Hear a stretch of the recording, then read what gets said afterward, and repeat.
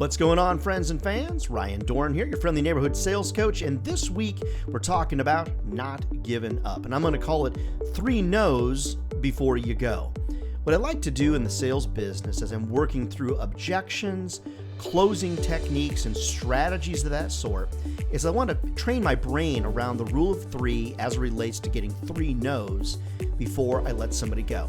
Now, I'm not saying to you that if it's not a good fit that you should keep pestering somebody until they give you a no. What I want you to consider, though, is the number of salespeople that I work with that actually get a no and then they go. They don't try to push further. They don't ask for further clarification. They don't try to name drop new customers. They don't do a whole lot more. There's not a strategy in their mind ready to go so that when they get the next no, they get another no. Once you get a third no, by the time you get to the third no, then, let's be honest, at that point, more than likely you've given it your very best shot. So I think what you want to be asking yourself is, do I actually have a strategy as it relates to the end of a sales call or objection handling? So let's just say you're getting an objection. Well, do you handle the objection correctly? And then do you pivot that conversation to try to get a yes or at least another no? The answer is not usually, because there's usually not a strategy behind it. All right, so the beginning of the strategy would be saying to yourself, hey, I'm going to work to ask open-ended questions, dig deep, and try to get 3 no's before I let a client go. Okay, so that's the kind of, if you will, the baseline of the first part of the strategy. All right, so the second step would be to be identifying what are the main objections that you normally get.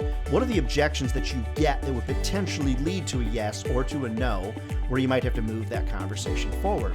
Then what you want to be doing is creating flashcards for yourself, writing down those objections, asking others for input on the objections, and those type of things. Now, if you don't have a team to ask, normally what you'd be thinking about is if you get an objection and you handle it correctly, then move to your next value proposition. What's the next thing you can do to potentially help that customer? And then get some clarification on that. Or, even better than that, make some assumptions. I assume that you'd want this. I assume that we could help you with that.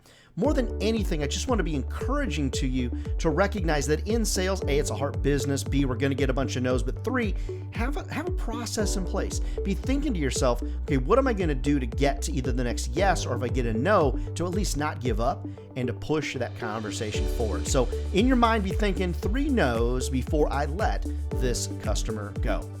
Never forget, friends, if this job was easy, everybody would be doing it. And they're not. We're not crazy. I used to say we're crazy. We're not crazy. This is a great career. It'll feed your family for a lifetime.